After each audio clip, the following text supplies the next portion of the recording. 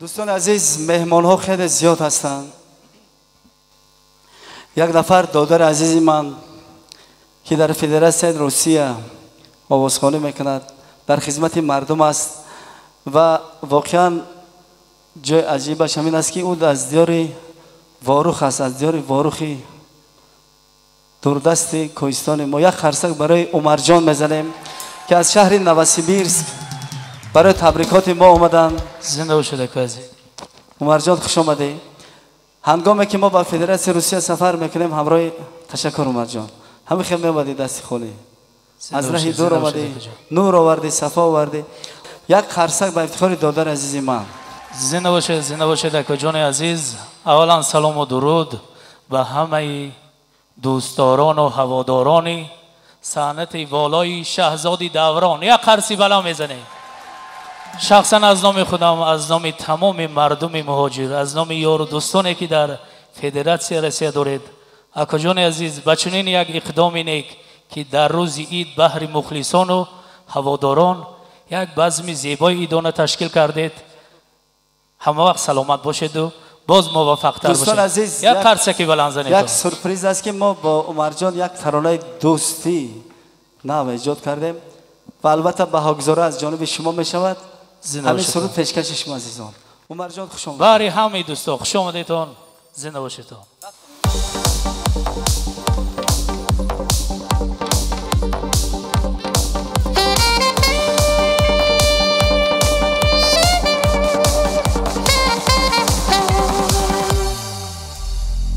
دوستان را اعتقادی زنده باش، اعتمادی دوست را پاینده باش، تا شکوفت دوستی ای آفتاب، در سرای دوستان تابنده باش، تا شکوفت دوستی ای آفتاب، در سرای دوستان تابنده باش. دوستان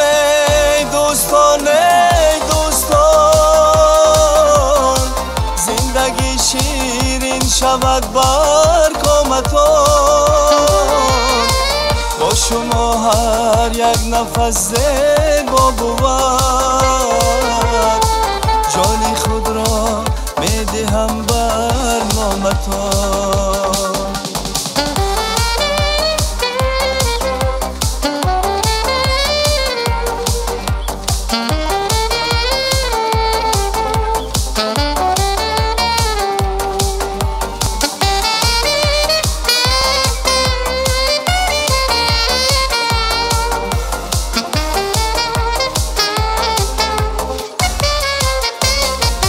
دوست بودن کاری آسان نیست، دوستی کاری ضعیفان نیست، قیمتی او را به بالا گذار، دوستی اعمالی ارزان نیست، قیمتی او را به بالا گذار، دوستی اعمالی ارزان نیست. دوستان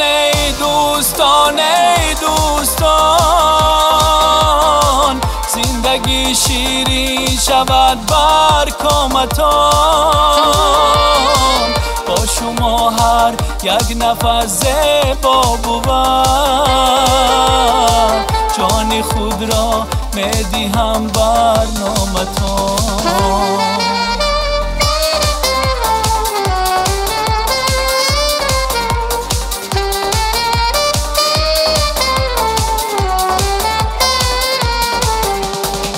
دوست را گر یارو یاور نیستی، پس نهالی میوه آور نیستی، از سمایش روزی بارانش روی، از همان سا از تو خبر نیستی. دوست بودن خصلتی مردی بود، هم دل و هم راز و هم دردی بود. در وفایش به وفایی الحذر، کی جوابی مردی نامردی بود. دوستانه دوستانه دوستان، زندگی شیرین شود بر کامتان. با شما هر یک نفس زیبا بود، جان خود را میدهم بر نامتان. با شما هر یک نفس زیبا بود، دوستانه دوستانه دوستان. دوستان عزیز، به افتخار دوستان جانی یک خرسن بزنیم.